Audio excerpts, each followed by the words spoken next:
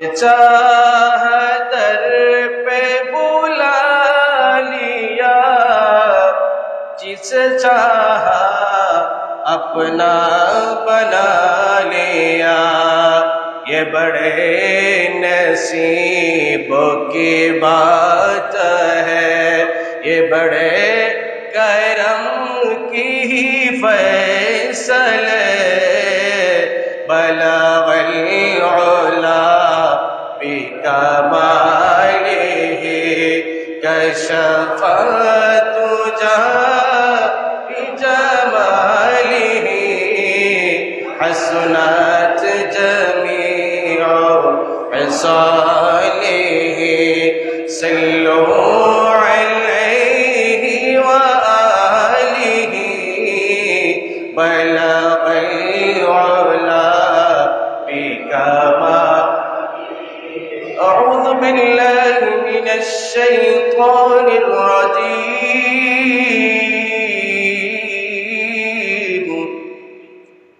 बिस्मिल्लाहिर रहमानिर रहीम। अल हज्ज अशहुरुम मअलूमात,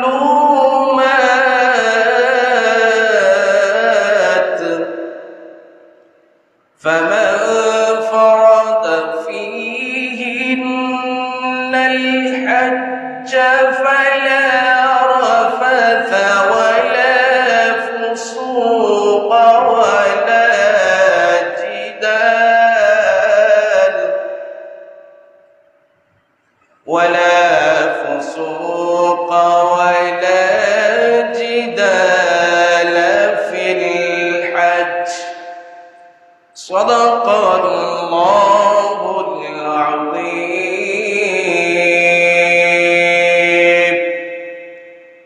व सदक़ रसूलुहुन नबियुल हबीबुल करीम। व नहनु अला ज़ालिका लमिनश शाहिदीन वश्शाकिरीन। वल्हम्दुलिल्लाहि रब्बिल आलमीन।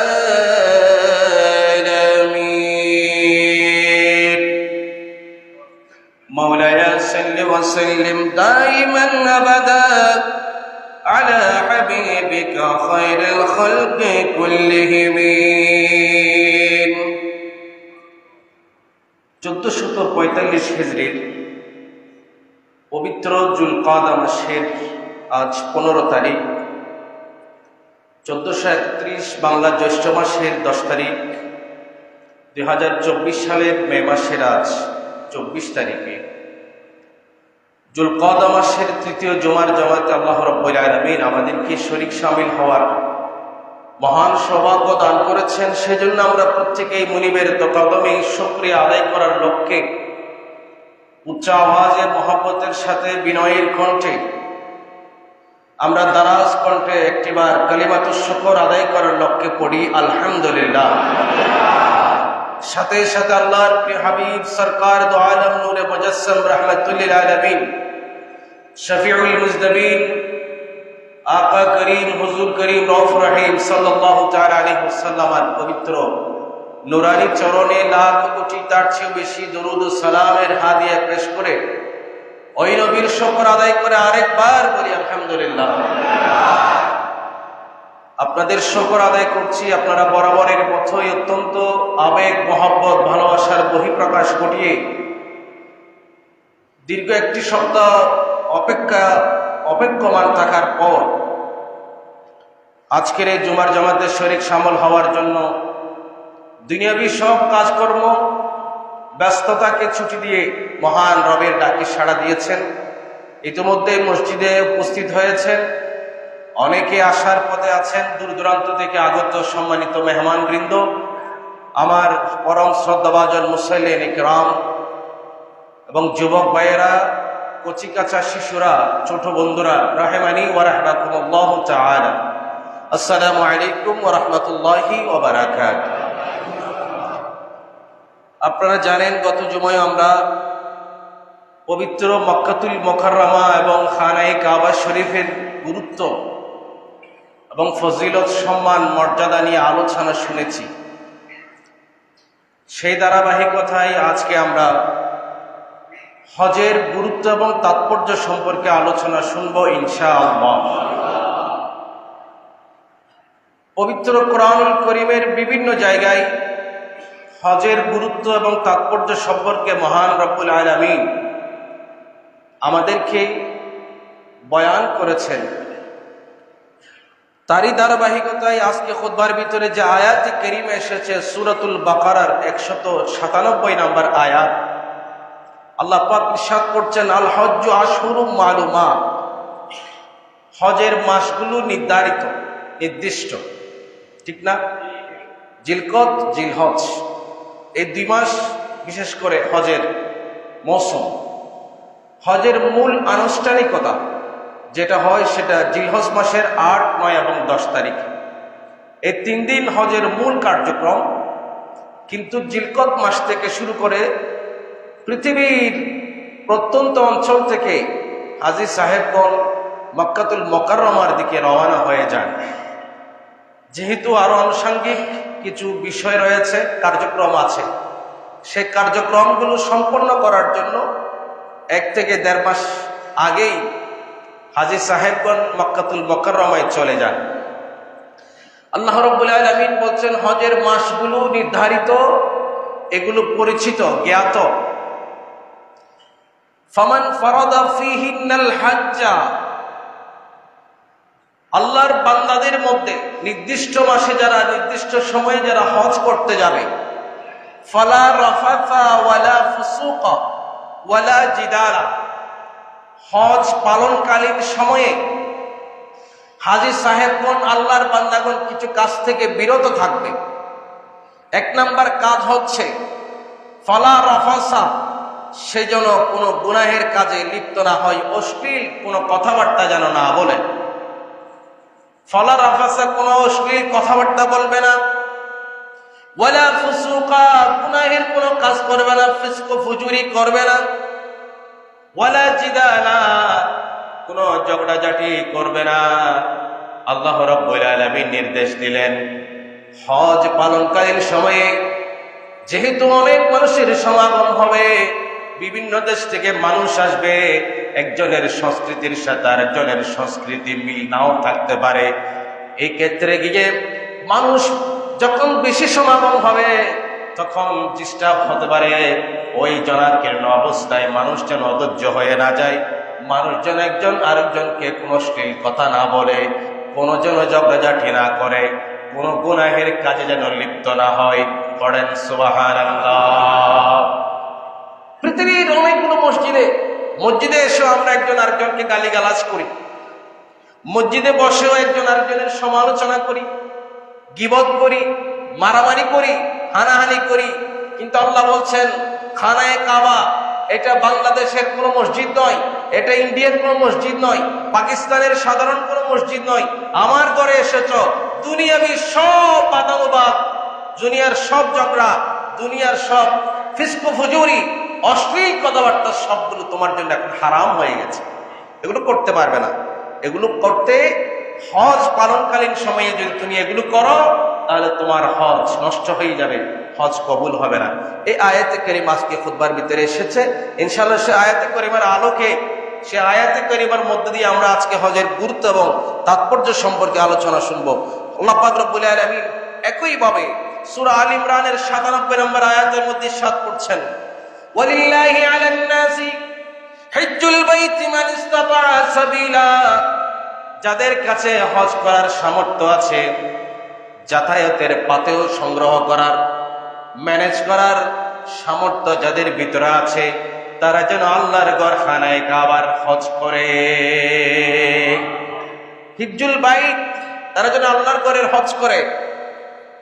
মান ইসতাতা ইলাইহি সাবিলা, সাবিলা মানে রাস্তা, রাস্তার পথেও, মানে কি আপনি বাংলাদেশ থেকে মক্কাতুল মুকাররমায় যাবেন, আসা যাওয়ার খরচ যদি আপনার কাছে থাকে, আপনি সেখানে যে কদিন থাকবেন সে খরচ যদি আপনার কাছে থাকে, আপনি 1 থেকে 1.5 মাস মক্কাতুল মুকাররমায় থাকবেন, আপনার পরিবারের জন্য খরচ যেটা হবে সেটা যদি আপনার পরিবারকে আপনি দিয়ে যেতে সামর্থ্যবান হন, এই অবস্থায় যদি একজন বান্দা পৌঁছে যায়, আল্লাহ বলছেন তার উপরে হজ ফরজ হবে। ইসলামের 5টি রুকন। ইসলামের ভিত্তি কয়টি? পিলার অফ দ্য ইসলাম আর 5। ইসলামের ভিত্তি, ইসলামের স্তম্ভ হলো 5টি। বুনিয়াল ইসলাম ওয়ালা খামসিন, হাদিসে পাকে এসেছে। ঈমান, নামাজ, রোজা, হজ, যাকাত, এই 5টি ইসলামের মূল ভিত্তি। তো যার উপরে হজের সামর্থ্য এসে যাবে, হজ সম্পাদন করার সামর্থ্য, ক্যাপাবিলিটি, যোগ্যতা যার কাছে আসবে, তাকে অবশ্যই হজ করতে হবে। ইসলামের একটি স্তম্ভ, 5টি স্তম্ভের মধ্যে ইসলামের একটি স্তম্ভ সামর্থ্যবানদের উপরে আল্লাহ রাব্বুল আলামিন হজ ফরজ করে দিয়েছে। তো সেখানে হজ ফরজ হওয়ার পরেও কিছু মানুষ অনেক ধরনের অজুহাত নেয়, অনেক ধরনের তালবাহানা করে। কেউ বা বলে আমার উপযুক্ত মেয়ে রয়ে গিয়েছে, তাদেরকে আগে বিয়ে দিতে হবে। আবার কেউ বলে আমার উপযুক্ত ছেলে আছে, তাকে আগে শাদী করাইতে হবে। কেউ বা বলে এই বছর তো আমার ব্যবসা একেবারে অগোছালো, ব্যবসা গুছিয়ে আগামী বছর যাব, ইত্যাদি ইত্যাদি কত রকমের অজুহাত। কিন্তু আল্লাহ বলছেন হজ ফরজ হয়েছে, তোমাকে হজ করতেই হবে। আমরা যে মাযহাবের অনুসারী, হানাফি মাযহাবের সিদ্ধান্ত হলো হজ ফরজ হওয়ার সাথে সাথে ফৌরান, দেরি না করে সাথে সাথে হজ আদায় করতে হবে। অন্যান্য মাযহাবে জীবনের যে কোনো সময় হজ করলে হয়ে যাবে, জীবনে একবার। কিন্তু আমাদের মাযহাব বলে না, এই বছর হজ ফরজ হয়েছে, এই বছরই করে নিতে হবে। কারণ কি? আগামী বছর হয়তোবা আপনার কাছে সেই দৌলত নাও থাকতে পারে, আগামী বছর হয়তোবা আপনার হায়াত নাও থাকতে পারে। সেই কারণে ইমাম আজম আবু হানিফার যে মাসলাক, যে মাযহাব, সেই মাযহাব বলে আমার একজন অনুসারী হজ না করে দুনিয়া থেকে চলে যাবে, গুনাহগার হবে, আমি ইমাম আজম থাকতে সেটা হতে পারে না। পড়েন সুবহানাল্লাহ। কেমন নিয়ামত আল্লাহ পাক আমাদেরকে দিয়েছেন। বু হানিফা বুদ ইমামে পাসফা আসরাজে উম্মতানে মুস্তাফা সালাতুন ইয়া সালামুন ইয়া। এই জন্যই তো ইমাম আজম আবু হানিফাকে উম্মতের সিরাজ বলা হয়েছে। সিরাজ মানে বাতি। উম্মাহ যখন অন্ধকারে দিশাহারা হয়ে যাবে, তখন ইমাম আজম আবু হানিফা রাদিয়াল্লাহু তাআলা তার জ্ঞান আর আলো দিয়ে উম্মতকে দিশা দেখাবে। আল্লাহু আকবার। কিন্তু কিছু কিছু নতুন স্কলার বের হয়েছে ইমাম আজম আবু হানিফার ব্যাপারে বিশুদ্ধার করে, নাউজুবিল্লাহ। যিনি জীবদ্দশায় হযরত আনাস বিন মালিক রাদিয়াল্লাহু তাআলা কে কুফার মসজিদে নামাজ পড়তে দেখেছিলেন, তিনি হলেন ইমাম আজম আবু হানিফা। তার সাথে কমপক্ষে 3 জন সাহাবীর সাক্ষাৎ হয়েছে। তো ইমাম আজম আবু হানিফা যদি ভুল করেন, এই জমানার মুফতি মুহাদ্দিস বড় বড় শায়েখ যারা 2-1 পাতা পড়ে, তারা বুঝি শুদ্ধ হয়ে গেল। নাউজুবিল্লাহ, নাউজুবিল্লাহ। আল্লাহ পাক এদেরকে হেদায়েত দান করুন। সম্মানিত হাজিরিন, আমার আল্লাহ বলে দিয়েছেন যাদের উপর হজ ফরজ, তাকে অবশ্যই হজে যেতে হবে। আপনার মেয়ে আছে, ছেলে আছে, ব্যবসা বাণিজ্য অগোছালো, জাহাজ একটা ডুবে গেছে, এই কথা বলে কোনো লাভ নাই। আপনি বলতে পারেন, কিন্তু আপনার কাঁধে কিন্তু একটা ফরজ ইবাদত না করার, সেই গুনাহ আদায় না করার সেই গুনাহ কিন্তু আপনার কাঁধের উপরে থেকে যাবে। মেয়ে বিয়ে দেওয়া ফরজ, এটা কোরআন হাদিসের কোথাও নেই। ছেলেকে বিয়ে করানো ফরজ, এটা কোরআন হাদিসের মধ্যে কোথাও নাই। যেভাবে হজ আদায় করা ফরজ, এটা কোরআনের মাধ্যমে প্রমাণিত হয়ে গেছে, নসে তাতির মাধ্যমে প্রমাণিত হয়ে গেছে, হাদিসের মুতাওয়াতির দ্বারা প্রমাণিত হয়ে গেছে। আপনি বলতে পারেন, বড় জোরে এতটুকু বলতে পারেন যে বাবা হিসেবে আমার একটা দায়িত্ব। আপনি ডিরেক্টলি কথা বলতে পারেন না যে আমার উপর ফরজ দায়িত্ব রয়ে গেছে ছেলের বিয়ে দেওয়া, মেয়ে বিয়ে দেওয়া। এটা কোনো ফরজ না, এটা বাবা হিসেবে আপনার একটা দায়িত্ব হতে পারে। তো আপনি বাবা হিসেবে সে দায়িত্ব পালন করবেন। কিন্তু মহান রব্বুল আলামিন যে আপনাকে দৌলত দিলেন, ধন দিলেন, সামর্থ্য দিলেন, আপনার উপর একটা ইবাদত ফরজ করেছেন, আপনি এটা কি করবেন না?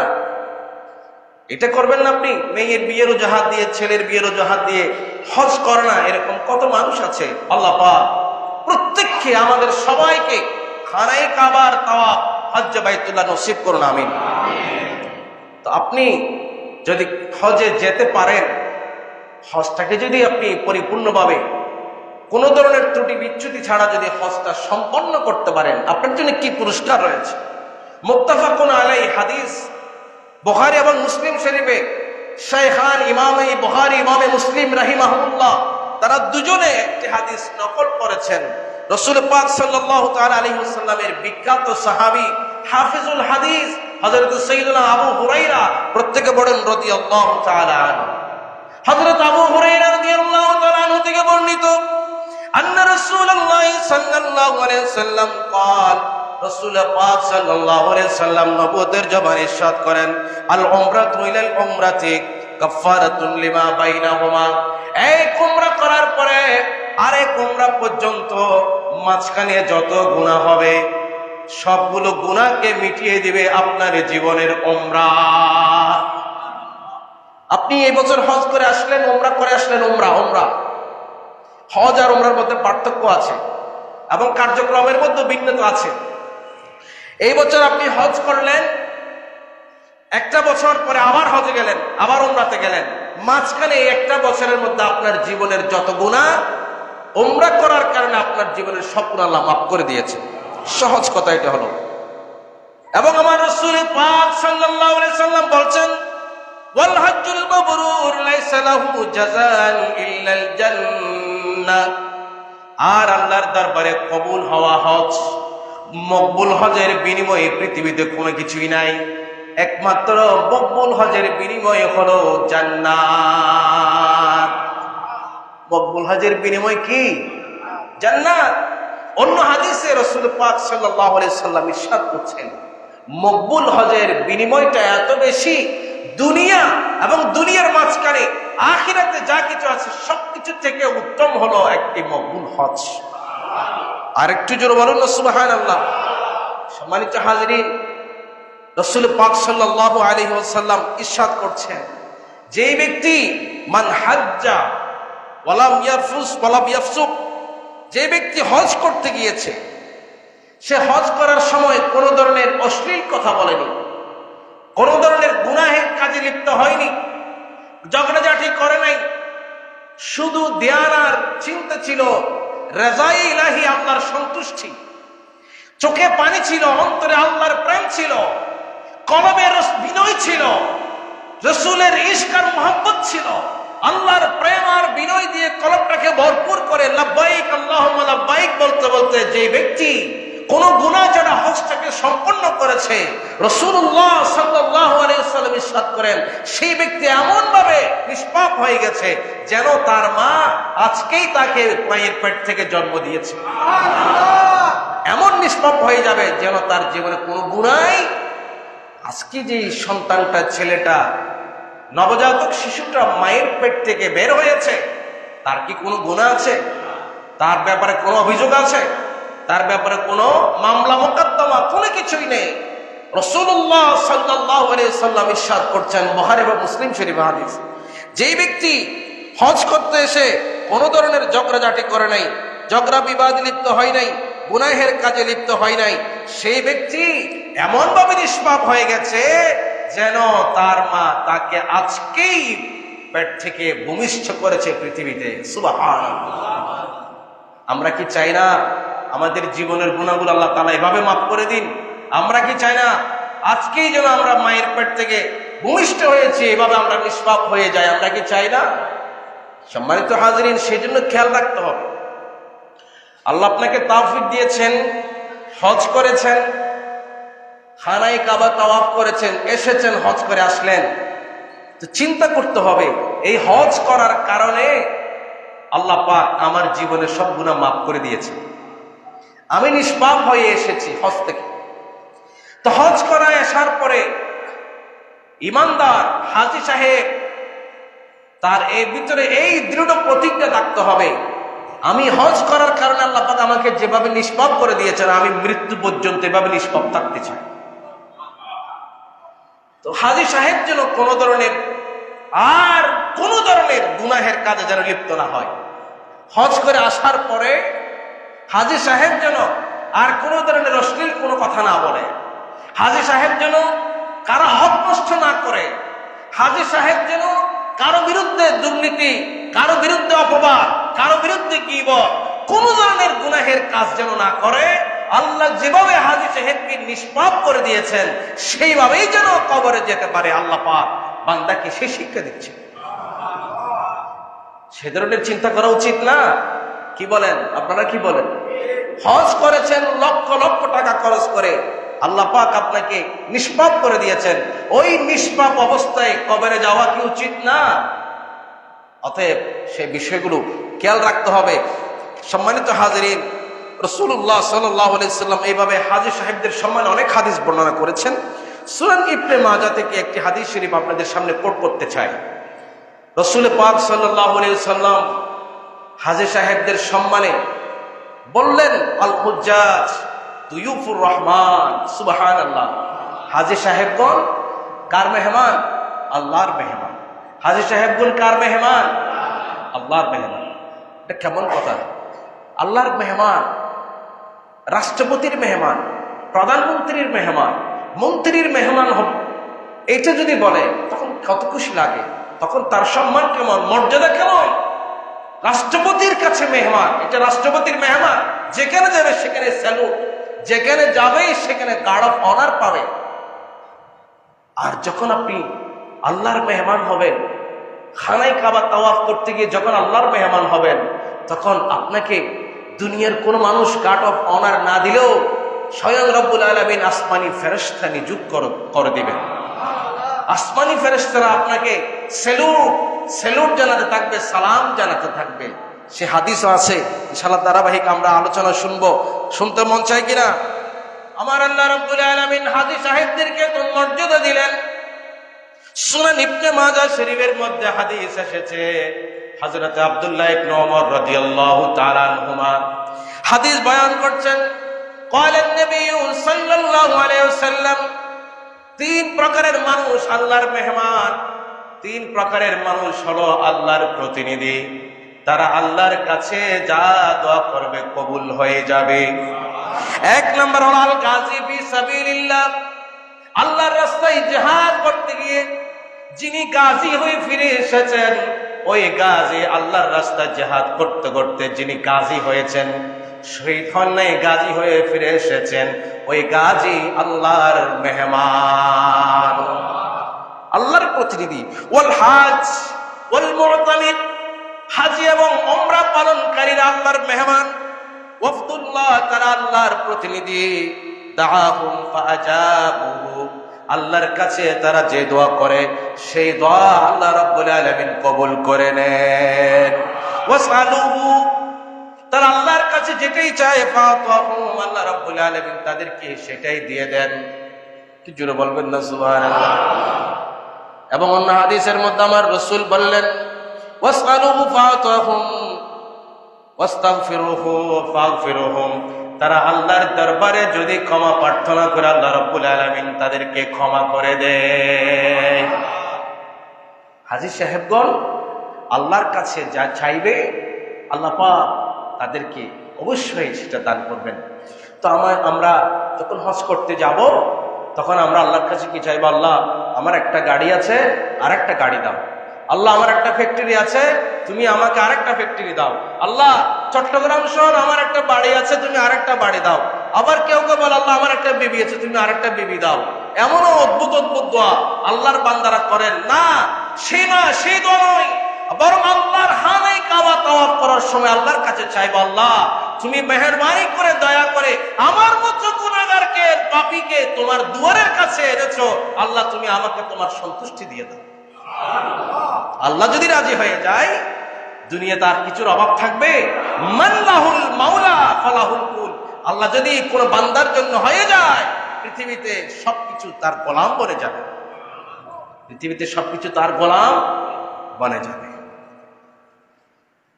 হযরত ইমাম আলা হযরত আজিবুল বরকত ইমাম ইশক ওয়াল মুহাব্বত তার একটি কিতাবের মধ্যে লিখেছেন, খানায়ে কাবা দেখা মাত্রই যদি বান্দা আল্লাহর কাছে কোনো দোয়া করে, বৈধ কোনো দোয়া করলে প্রথম দেখা মাত্রই যদি কোনো বৈধ দোয়া করে, সেই দোয়ার সাথে সাথে কবুল হয়ে যাবে।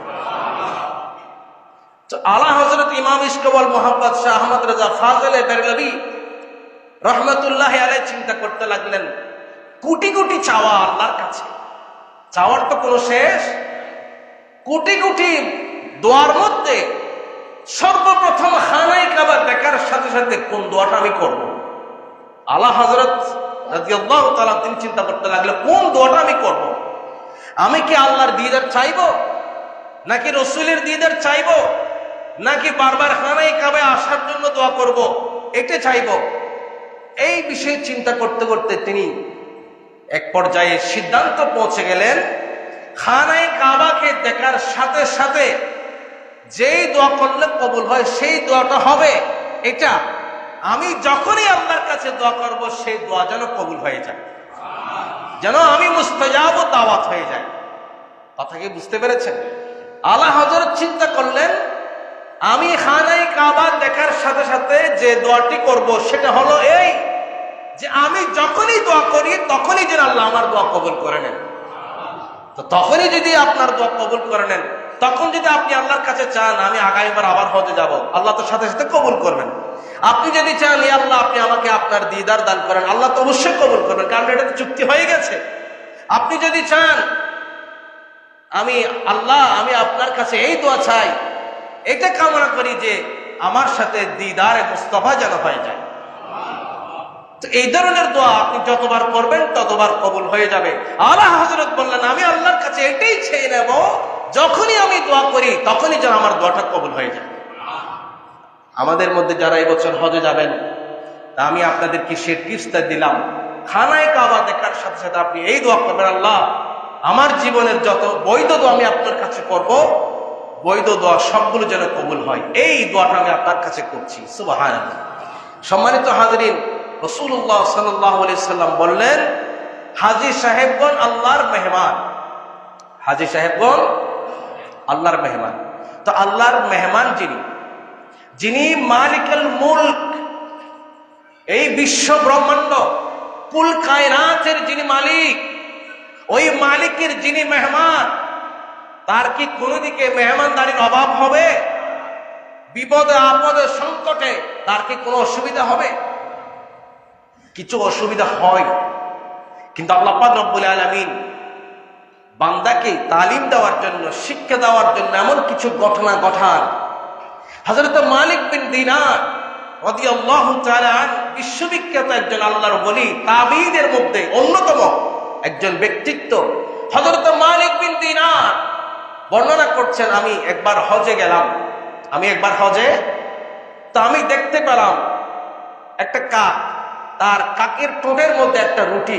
সুবহানাল্লাহ। আমি দেখতে পেলাম মক্কার রাস্তায় যখন আমি হাঁটতেছিলাম, কাকের ঠোঁটের মধ্যে একটা রুটি নিয়ে কাক দৌড়ে চলে যাচ্ছে। আমি মালিক বিন দিনারের কাছে একটা জিজ্ঞাসা আসলো, কৌতূহল সৃষ্টি হলো, এই কাক রুটির টুকরাটা নিয়ে কোথায় যায় আমি দেখবো। আমিও কাকের পেছনে পেছনে দৌড়াইতে লাগলাম। দৌড়াইতে দৌড়াইতে গিয়ে দেখলাম পাহাড়ের পাদদেশে এমন একটা জায়গায় নির্জন, যেখানে কোনো মানুষ নাই, পাহাড়ি অঞ্চল। সেই পাহাড়ের পাদদেশে গিয়ে ওই কাকটা তার ঠোঁটের রুটিটা এমন এক ব্যক্তির মুখে থ্রু করেছে, এমন এক ব্যক্তির মুখে সেই রুটিটা নিক্ষেপ করেছে। আমি দেখে অবাক হয়ে গেলাম। আমি ওই ব্যক্তির কাছে গিয়ে জিজ্ঞেস করলাম, ভাই তুমি এখানে কেন? হজের মৌসুম চলছে, হজের কাজ চলছে, ইবাদত বন্দেগী না করে তুমি এখানে এই অবস্থায় কেন, হাত পা বন্দি অবস্থায় কেন? ওই ব্যক্তি বলতে লাগলেন, হে আল্লাহর বান্দা, আপনি আপনাকে চিনলাম না, শুনে রাখুন, আমাকে মক্কার কিছু ডাকাত দল আমাকে পেয়ে বসেছে, আমার কাছে যা সম্বল ছিল সেগুলো তারা ছিনিয়ে নিয়েছে, আর আমার হাত পা বেঁধে এখানে আমাকে ফেলে চলে গেল। এইভাবে আমার 3টা দিন চলে গেল। আমি কোন আফসোস করি নাই, আপত্তি করি নাই, আমি আল্লাহর উপর ভরসা করে রইলাম। আমি আল্লাহর উপর তাওয়াক্কুল করলাম। 3টা দিন পরে আমি দেখতে লাগলাম এই কাকটা একটা কন্ডর উঠিয়ে এনে আমার মুখের মধ্যে নিক্ষেপ করেছে। সুবহানাল্লাহ। মালিক বিন দিনার বলতে লাগলেন, যারা এইভাবে করে আল্লাহকে খুশি করার জন্য খানায় কাবায় আসবে, মনে মুজদালিফায় আসবে, মাকাম ইব্রাহিমের মধ্যে আসবে, হজ্জে বাইতুল্লাহর মধ্যে যারা আসবে, যারা আল্লাহর মেহমান হয়ে যাবে, বিপদে আপদে কোন সমস্যা হলো তাদের জন্য ঠেকানোর কোনো কিছু থাকবে না। মালিক যখন তার হয়ে যাবে, আল্লাহ রাব্বুল আলামিন যত বড় বিপদ হোক না কেন তার জন্য সাহায্যের হাত বাড়িয়ে দিবে, তার জন্য সাহায্যের হাত বাড়াই দিবে। তো আপনি এখানে 2টা বিষয় আপনি চিন্তা করতে পারেন, আমার কাছে তো 7 লাখ 8 লাখ টাকা তো নেই, আমি কিভাবে হজে যাব? হ্যাঁ, আপনার উপর হজ ফরজ হয়নি। 7 লাখ 8 লাখ টাকা যদি আপনি ম্যানেজ করতে না পারেন, আপনার জন্য হজ ফরজ নয়। এটা হলো শরীয়ত। এটা কি? এটা শরীয়ত। আর একটা হলো ইশকের মামলা। আপনার উপরে হজ ফরজ হয়নি, এরপরে আপনার মনটা কাঁদতেছে, খানায় কাবা দেখবেন, মিনা মুজদালিফায় যাবেন, আপনি ময়দানে আরাফায় যাবেন, রসুলের দুয়ারের মুসাফির হবেন, আপনার অন্তর কাঁদে। আপনার অন্তর কাঁদতে কাঁদতে অনেক সময় দেখবেন আল্লাহ পাক আপনার চোখের পানি কবুল করে এমন এক ব্যবস্থা করে দিয়েছেন, আপনি খানায় কাবার পাশে গিয়ে নামাজ পড়ছেন। এরকম হাজারো ঘটনা ঘটছে। এই কয়েকদিন আগে একটা টিভিতে প্রতিবেদন দেখলাম, পাকিস্তানের এক বয়স্ক বাবা ছাগল চড়াতেন। তিনি 32টা বছর ছাগল চড়িয়ে চড়িয়ে অল্প অল্প টাকা সঞ্চয় করে খানায় কাবায় যাবেন। এই 32 বছর ছাগল চড়ানোর পর খানায় কাবায় যেতে আর কত টাকা হবে তিনি কাঁদতে লাগলেন। কাকতালীয় ভাবে সেই নিউজ পৌঁছে গেল সৌদি আরবের মধ্যে। সৌদি আরবের বাদশাহ এই নিউজ দেখে তাকে বলল, রাষ্ট্রীয় মর্যাদায় তাকে হজ করানোর সুযোগ দেওয়া। যে ব্যক্তি 32টা বছর খানায় কাবা আসার জন্য ছাগল চড়িয়েছে, আল্লাহ পাক তাকে মাহরুম। আপনি বাংলার কোনায় বসে যদি আল্লাহর ঘর দেখার জন্য এভাবে কাঁদতে পারেন, আপনি বাংলার কোনায় বসে রসুলকে সালাম দিতে দিতে যদি কাঁদতে পারেন, চোখের পানি ছেড়ে দিয়ে, ইয়া রাসূলুল্লাহ, কতবার আপনাকে সালাম দিয়েছি সুজার জামে মসজিদে বসে, বাংলার কোনায় বসে কতবার আপনাকে সালাম দিয়েছি, ইয়া রাসূলুল্লাহ, একটিবার আপনার রওজা শরীফকে সামনে নিয়ে সালাম দিতে চাই। এভাবে যদি আপনার আবেদনটা হয়, নিঃসন্দেহে দয়াল নবীজি আপনাকে ডাক দিয়ে মদিনাতুল মুনাওয়ারায় নিয়ে যাবে, এতে কোনো সন্দেহ। সম্মানিত হাজরিন, আমি যদি আরেকটি এই ধরনের শিক্ষণীয় ঘটনা আপনাদের সামনে বলতে চাই, সেটা হলো আল হাফেজ আল মাজনি ফি তাহজিবিহি ফি তরজুমাতে আবিদ ইবনে ওয়াকিদ আল লাইসি আল বসরি। আবিদ ইবনে ওয়াকিদ আল লাইসি আল বসরি একজন বিখ্যাত আল্লাহর ওলি। তার ব্যাপারে লিখছেন হাফেজ আল মাজনি তার কিতাবে তাহজিবের মধ্যে। তো লিখছেন কি, আন্নাহু ক্বাল, হাফেজ আল মাজনি বলছেন, তিনি বলছেন আমি খরজতু উরিদুল হজ্জা। তাকে ওয়াকিদ আল লাইসি আল বসরি এই ঘটনা তাকে বলছেন হাফেজ আল মাজনির কাছে। হাফেজ ওয়াকিদ আল লাইসি আল বসরি বলছেন, আমি হজ করার জন্য বের হলাম, তখন আমি দেখতে পেলাম এক ব্যক্তি তার সামনে একটি সুন্দর বালক নিয়ে বসে আছে। আমি জিজ্ঞেস করলাম, এই বালকটি কে, কোত্থেকে এসেছে? তখন তাকে বলা হলো যে এখানে একটা লম্বা ঘটনা আছে, সে ঘটনাটা বলতে হয়। আমরা হজ করতে গেলাম, এই মা আমাদের কাফেলার মধ্যে ছিল, এই সন্তানের মা আমাদের কাফেলার মধ্যে ছিল। তখন সে সন্তান ছিল গর্ভের মধ্যে, মায়ের গর্ভের মধ্যে সে সন্তান ছিল। মক্কাতুল মুকাররমার দিকে কিছু পথ অতিক্রম করার পরে এই সন্তান ভূমিষ্ঠ করতে গিয়ে তার মা ইন্তেকাল করে ফেলেছেন। ইন্না লিল্লাহি। ওয়াকিদ আল লাইসি আল বসরি বলছেন, এই সন্তান যখন তার মাকে হারিয়ে ফেলেছে, সন্তান বেঁচে আছে, মা বেঁচে নেই। এখন কাফেলার মানুষজন তার মাকে সেখানে দাফন করে দিল। এখন এই সন্তানকে আমরা কি করব? এই সন্তানকে আমরা মক্কা শরীফ এত দূর পথ নিয়ে যাওয়া আমাদের পক্ষে সম্ভব নয়। আমরা পাশে একটি ঘর নির্মাণ করলাম। একটি ঘর নির্মাণ করে সেখানে ওয়াল তুলে দিলাম, আর সেই ঘরের ভিতরে আমরা এই সন্তানকে রেখে দিলাম। আচ্ছা, এই নবজাতক শিশু কোথায় পাবে দুধ, কোথায় পাবে খাবার? এটা কি বেঁচে থাকার কথা? কিন্তু তারা ওয়াকেত আল্লাহ সিয়াল বাসিরি বললেন, আমরা আল্লাহর উপর ভরসা করে এই সন্তানকে ঘরের মধ্যে রেখে খানায় কাবার দিকে চলে গেলাম। হজ সম্পন্ন করার পরে আমরা আবারও চলে আসতে লাগলাম। আমরা মনে করেছিলাম এই নবজাতক শিশু আর বেঁচে থাকবে না, যেহেতু তার মাও নাই, খাবারের কোনো ব্যবস্থা নাই, এই ঘরের মধ্যে এই ছোট্ট একটা শিশু বেঁচে থাকার কোনো সম্ভাবনা নাই। আমরা নিরাশ হয়ে খানায় কাবা থেকে ফেরার পথে ওই সন্তানের খোঁজ করতে লাগলাম। আমরা দেখতে লাগলাম, যখন ওই ঘরের ওয়ালটা ভেঙে দিলাম, আমরা দেখতে লাগলাম এই নবজাতক শিশুটা তার আঙ্গুল মুখে দিয়ে আঙ্গুলটা চুষতেছিল,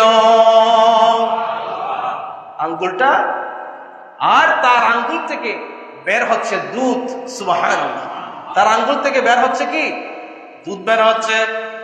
ওয়াকেদ আল্লাহ সিয়াল বাসরি বলতে লাগলেন, এই অবস্থা দেখে আমরা সবাই আশ্চর্য হয়ে গেলাম, কিভাবে সম্ভব? এই বাচ্চা খাবার করতে পেয়েছে, এই বাচ্চা কিভাবে বেঁচে আছে? অদৃশ্য থেকে আওয়াজ আসতে লাগলো, যে ব্যক্তি আল্লাহর ঘরের মুসাফির হয়েছে সার সবটুকু জিম্মাদার আমি আল্লাহ রাব্বুল আলামিন নিয়ে নিলাম। যে ব্যক্তি আল্লাহর ঘরের মুসাফির হয়েছে তার সবকটি জিম্মাদার আমি আল্লাহ আমার কুদরতের হাতে নিয়েছি। এই জন্য রাসূলুল্লাহ সাল্লাল্লাহু আলাইহি সাল্লাম বর্ণনা করছেন, কোন ব্যক্তি হজ করতে গিয়ে মাঝপথে যদি ইন্তেকাল করে, তাকে আল্লাহ রাব্বুল আলামিন হজের সওয়াব দিয়ে দিবেন, কারণ তার পুরোটা জিম্মাদারি আল্লাহর কুদরতের হাতে। অতএব আপনি এই চিন্তা করে কোনো লাভ হবে না যে আমার মেয়ে কিভাবে আমি বিয়ে দেব, ছেলে কিভাবে বিয়ে দেব, ছেলের জন্য কিভাবে আমি বউ আনবো, এগুলো চিন্তা করে লাভ নেই। এগুলোর দায়িত্ব কার?